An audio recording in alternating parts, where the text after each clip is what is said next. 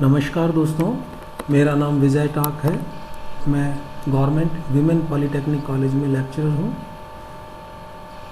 आज के इस वीडियो में हम पर्यावरण प्रदूषण से संबंधित बनाए गए कानून और उनके क्रियान्वयन के बारे में समझने की कोशिश करेंगे। प्रदूषण से पर्यावरण को सुरक्षित रखने के लिए संसार के कई देशों ने कानून को रेगुलेट किया है। पर्यावरण कानून का प्रमुख उद्देश्य वातावरण के प्रमुख उपहार पर्यावरण को प्रदूषण से मुक्त रखना है। भारतीय समाज धार्मिक प्रवृत्ति का होने के कारण यहाँ प्राकृतिक संसाधनों जैसे पेड़ पौधे, जंतु, नदियाँ, पहाड़ इत्यादि को पूजा जाता रहा है। इसी कारण प्राचीन काल में पर्यावरण रक्षा के लिए कानून नहीं बना था, लेकिन पर्यावरण को संपूर्ण सुरक्षा प्रदान करने के लिए सर्वप्रथम ब्रिटिश काल में कुछ कानून बने। उसके पश्चात स्वतंत्रता प्राप्ति के पश्चात भारतीय संविधान में पर्यावरण संरक्षण संबंधी 40वां संविधान संशोधन इस दिशा में एक महत्वपूर्ण कदम था। इस संशोधन के अनुच्छेद 48A के अनुसार सरकार देश के पर्यावरण संरक्षण और सुधार तथा वन एवं वन्य जीवों की रक्षा करने का प्रयास करेगी।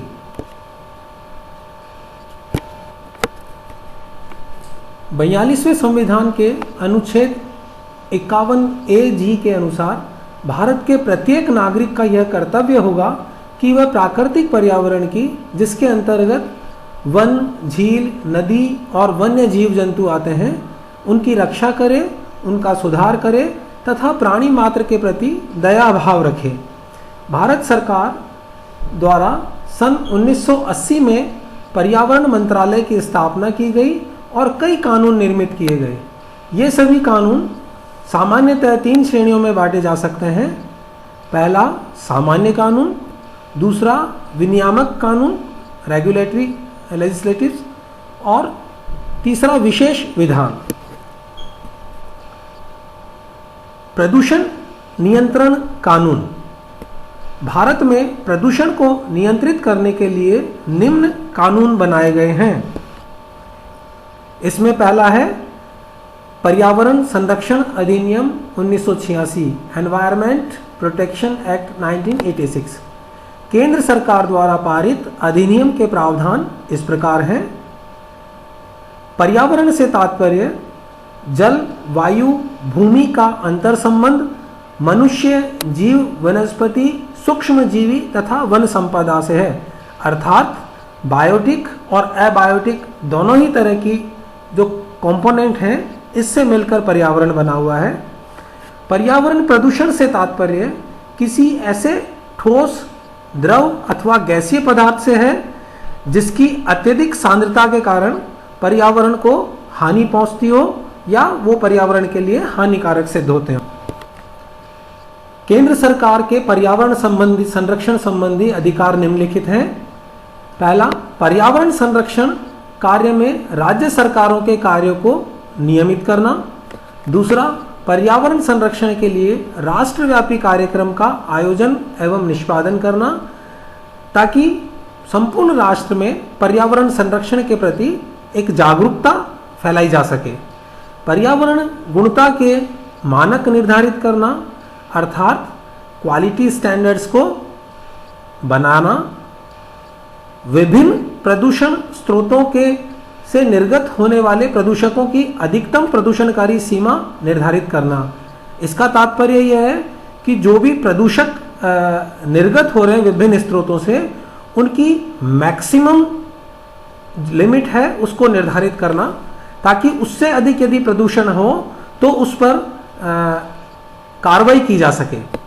उन क्षेत्रों का निर्धारण करना जिसमें सुरक्षा उपायों के साथ विभिन्न औद्योगिक संस्थान स्थापित किए जा सकते हैं।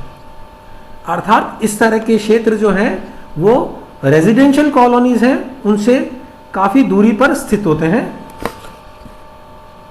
नेक्स्ट, पर्यावरण प्रदूषण के कारण होने वाली दुर्घटनाओं से बचाव के कारगर सुरक्षात्मक तरीके निर्धारित करना। 6-7 घातक सामग्री को उठाने रखने की सुरक्षात्मक कार्यविधि का निर्धारण करना, जैसे कि न्यूक्लियर मटेरियल है वो काफ़ी विनाशकारी एवं घातक सिद्ध हो सकता है, तो उसका वेस्ट और उसका फ्यूल दोनों को ही ट्रांसपोर्टेशन के, उसकी हैंडलिंग के सेफ्टी मेजर्स जो हैं वो निर्धारित किए जाते हैं। इसी तरह अन्य सामग्रियों के भी सुरक्षात्मक कार्यविधि का निर्धारण किया जाता है। औद्योगिक प्रक्रियाओं, सामग्री आदि का पर्यावरण प्रदूषण की दृष्टि से निरीक्षण करना। निरीक्षण करने पर यदि ऐसा पाया जाए कि अमुक सामग्री अथवा प्रक्रिया के कारण से पर्यावरण को प्रदूषण काफ़ी अधिक मात्रा में फैल रहा है, तो रिसर्च एंड डेवलपमेंट की सहायता से उनके अन्य विकल्प अर्थात अन्य ऐसी सामग्री अथवा प्रक्रिया को ढूंढना और या डिजाइन करना जिससे कि पर्यावरण को प्रदूषण कम पहुंचे अथवा प्रदूषण को रोका जा सके।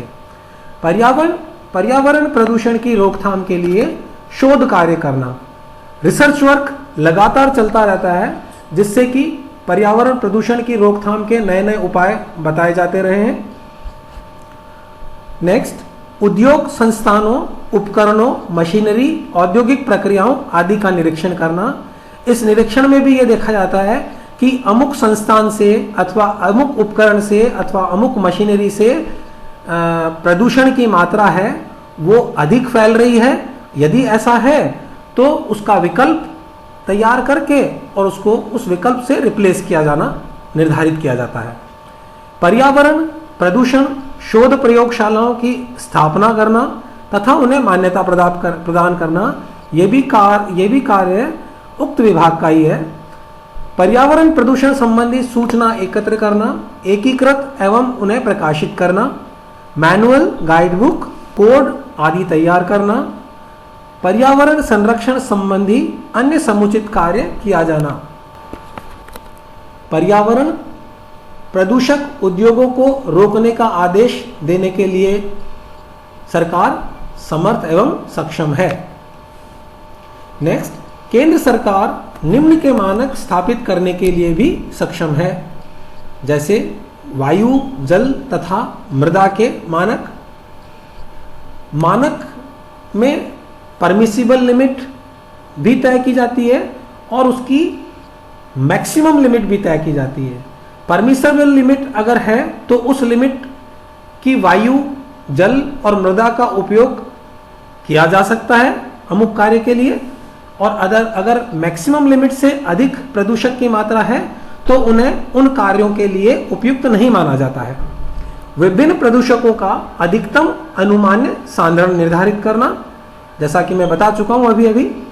घातक पदार्थों के उठाने रखने के नियम तय करना, विभिन्न स्थानों पर घातक पदार्थों के प्रयोग पर रोक लगाना, विभिन्न स्थानों पर उद्योग धंधे लगाने पर रोक लगाना, दुर्घटना की रोकथाम की कार्यविधि। कोई भी व्यक्ति कोई ऐसा कार्य या उद्योग स्थापित नहीं कर सकता जिससे निर्गत होने वाला प्रदूषक अनुमन्य से अधिक हो, अर्थात जो उसकी मैक्सिमम परमिसिबल लिमिट है उससे अधिक अगर पॉल्यूशन हो रहा है तो उस तरह का उद्योग स्थापित नहीं किया जा सकता। सरकारी संस्थानों का निरीक्षण करने, नमूने लेने तथा उद्योग कार्य रोकने के लिए सरकार सक्षम है। अर्थात सरकारी संस्थानों में भी यह विभाग निरीक्षण करने के लिए, नमूने लेने के लिए और अगर परमिसिबल लिमिट से अधिक प्रदूषण है तो उसे रोकने के लिए सक्षम है। नियमों का उल्लंघन करने पर 1 लाख रुपए तक जुर्माना व 5 वर्ष की कैद का प्रावधान है। कंपनियों तथा सरकारी संस्थानों द्वारा नियमों का उल्लंघन करने पर दंड का प्रावधान भी निहित है। अब हम अगला अधिनियम जो वायु प्रदूषण एवं नियंत्रण अधिनियम 1981 है उसके बारे में स्टडी करते हैं। बढ़ते औद्योगिकरण के कारण पर्यावरण में निरंतर हो रहे वायु प्रदूषण तथा इसकी रोकथाम के लिए यह अधिनियम बनाया गया है। यह 29 मार्च 1981 को पारित हुआ था, 16 मई 1981 से लागू किया गया। इस अधिनियम में मुख्यतः मोटर गाड़ियों और अन्य कारखानों, उद्योगों आदि से निकलने वाले धुएं और गंदगी का स्तर निर्धारित करने तथा उसे नियंत्रित करने का प्रावधान है। 1987 में इस अधिनियम में शोर प्रदूषण को भी शामिल किया गया। केंद्रीय प्रदूषण नियंत्रण बोर्ड को ही वायु प्रदूषण अधिनियम लागू करने का अधिकार भी दिया गया है। इस अधिनियम के अनुच्छेद 19 के तहत केंद्रीय बोर्ड को मुख्यतः राज्य बोर्डों के काम में तालमेल बैठाने के अधिकार दिए गए हैं।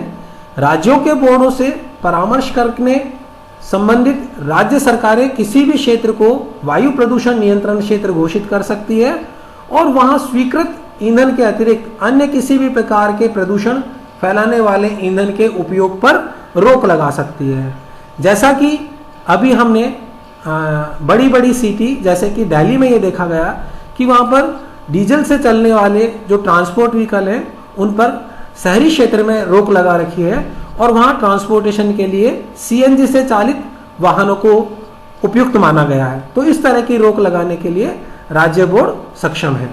इस अधिनियम में यह प्रावधान है कि कोई भी व्यक्ति राज्य बोर्ड की पूर्व अनुमति के बिना वायु प्रदूषण नियंत्रण क्षेत्र में ऐसी कोई भी औद्योगिक इकाई नहीं खोल सकता जिसका वायु प्रदूषण अनुसूची में उल्लेख है। यदि ऐसा है तो उसके लिए उसे संबंधित बोर्ड से अनापत्ति प्रमाण पत्र अर्थात एनओसी लेना आवश्यक है। इस अधिनियम के अनुसार केंद्र व राज्य सरकार दोनों को वायु प्रदूषण से होने वाले प्रभावों का सामना करने के लिए निम्नलिखित शक्तियां प्रदान की गई हैं। ये बहुत इंपॉर्टेंट है। इन शक्तियों के उपयोग के कारण ही प्रदूषण को काफी सीमा तक सीमित किया जा सका है। इनमें निम्न है: राज्य के किसी भी क्षेत्र को वायु प्रदूषण क्षेत्र घोषित करना। नेक्स्ट, प्रदूषण नियंत्रित क्षेत्र में औद्योगिक क्रियाओं को रोकना। नेक्स्ट, औद्योगिक इकाई स्थापित करने से पहले बोर्ड से अनापत्ति प्रमाण पत्र लेना। नेक्स्ट, वायु प्रदूषकों के सैंपल कलेक्ट करना। नेक्स्ट, अधिनियम में दिए गए प्रावधानों के अनुपालन की जांच के लिए किसी भी औद्योगिक इकाई में प्रवेश का अधिकार, अर्थात किसी भी औद्योगिक इकाई में इस बोर्ड के जो व्यक्ति हैं वो प्रवेश कर सकते हैं और वहाँ संबंधित पदार्थों के प्रदूषण के सैंपल लेकर उनकी जांच करने के लिए अधिकृत हैं। अधिनियम के प्रावधानों को उल्लंघन करने वालों के विरुद्ध न्यायालय कार्यवाही करने का अधिकार भी है। प्रदूषित इकाइयों को बंद करने का अधिकार भी निहित है।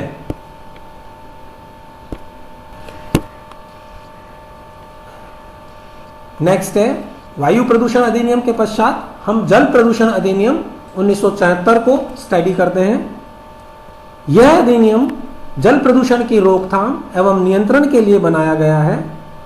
इसके माध्यम से बोर्डों का गठन किया गया है जो जल प्रदूषण की रोकथाम व नियंत्रण करते हैं। अधिनियम द्वारा बोर्डों को अधिकार एवं कर्तव्य प्रदत्त किए गए हैं।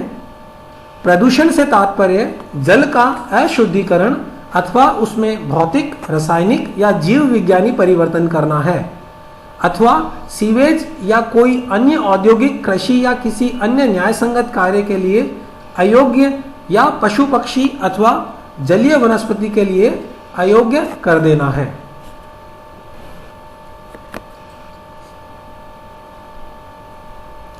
केंद्रीय प्रदूषण नियंत्रण बोर्ड में अगर उसका स्ट्रक्चर देखें तो उसमें एक पूर्णकालिक सभापति, 5 nominated officers, 5 nominated state board officers, 3 nominated non government personnels, 2 nominated industrial units के रिप्रेजेंटेटिव तथा एक पूर्णकालिक सेक्रेटरी होगा। केंद्रीय बोर्ड की तरह ही राज्य बोर्ड में एक पूर्णकालिक सभापति, 5 राज्य सरकार द्वारा नामित अधिकारी, 5 राज्य बोर्ड अधिकारी जिन्हें नामित किया गया हो, 3 नामित गैर सरकारी व्यक्ति, 2 नामित औद्योगिक इकाई प्रतिनिधि तथा एक पूर्णकालिक सचिव होगा। इन सदस्यों का कार्यकाल 3 वर्ष का होता है। प्रत्येक बोर्ड की मीटिंग 3 माह में कम से कम एक बार होना आवश्यक है। केंद्र विशेष कार्यों के लिए कमेटी बना सकता है जिसमें बोर्ड तथा बाह्य दोनों प्रकार के व्यक्ति सदस्य हो सकते हैं। केंद्रीय बोर्ड है, उसके निम्नलिखित कार्य हैं, जैसे केंद्र सरकार को जल प्रदूषण संबंधी सलाह देना, राज्य बोर्डों के कार्यों का एकीकरण, राज्य बोर्डों को जल प्रदूषण जांच और शोध कार्य में सहायता प्रदान करना, जल प्रदूषण विशेषज्ञों की ट्रेनिंग कराना, जल प्रदूषण संबंधी जानकारी संचार माध्यमों द्वारा जनसाधारण को प्रदान करके जन जागृति उत्पन्न करना, संबंधित तकनीकी एवं सांख्यिकी सूचना एकत्र करना, एकीकृत एवं प्रकाशित करना, सरकार की सहायता से जल के स्टैंडर्ड्स तय करना तथा समय समय पर उन्हें अपडेट करना, पुनरीक्षित करना, जल प्रदूषण रोकने के लिए राष्ट्रव्यापी जन जागरण कार्यक्रम चलाना। उसी तरह राज्य बोर्ड के निम्नलिखित कार्य हैं, राज्य सरकार के जल प्रदूषण रोकने के कार्यक्रम का संचालन, राज्य सरकार को जल प्रदूषण संबंधी सलाह देना, जल प्रदूषण संबंधी राज्य स्तर पर सूचनाएं एकत्र, एकीकृत एवं प्रकाशित करना, जल प्रदूषण रोकने के लिए अनुसंधान कराना, विशेषज्ञों की ट्रेनिंग में केंद्रीय बोर्ड की सहायता करना, सीवेज तथा उत्सर्गों का उपचार की दृष्टि से निरीक्षण करना, जल प्रदूषण के मानक स्थापित एवं पुनरीक्षित करना, जल उपचार के कारगर व सस्ते तरीके निकालना, सीवेज तथा उत्सर्ग के प्रयोग ज्ञात करना, सीवेज एवं उत्सर्ग हटाने के उचित तरीके निकालना, उपचार के मानक स्थापित करना, सरकार को उन उद्योगों की जानकारी देना जो हानिकारक उत्सर्ग लगातार बाहर छोड़ रहे हैं,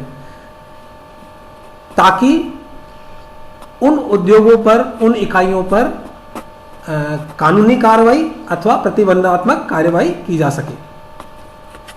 बोर्ड के सदस्य, अधिकारी या अधिकृत व्यक्ति किसी भी उद्योग से उत्सर्ग जल का नमूना लेने के लिए अधिकृत हैं। बोर्ड के सदस्य, अधिकारी या अधिकृत व्यक्ति किसी भी उद्योग का निरीक्षण करने के लिए अधिकृत हैं।